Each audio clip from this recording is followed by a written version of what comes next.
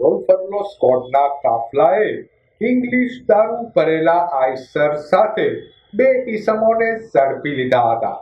રોલફરલો સ્કોડનો કાફલો પેટ્રોલિંગમાં હતો તે દરમિયાન મળેલ બાતમીના આધારે નારી ચોકડી નજીકથી શંકાસ્પદ હાલતે પસાર થઈ રહેલા સેન્ટ્રીંગના સામાન ભરેલા આઈસર ટ્રકને અટકાવી તલાશી લેતા ઇંગ્લિશ દારૂની 161 પેટી, બોટલો નંગ 7,728 તથા બિયરની 14 પેટી, બોટલ નંગ 336 મળી કુલ ₹19,44,336 નો દારૂ પોલીસે ઝડપી લીધો હતો.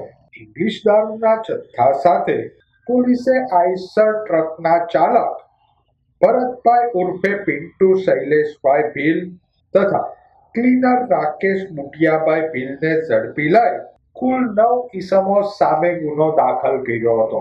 પોલીસે ઇંગ્લિશ દારૂ, આઈસર ટ્રક અને મોબાઈલ મળી કુલ ₹26,54,336 નો મુદ્દામાલ કબજે કરી વધુ તપાસ હાથ ધરી હતી.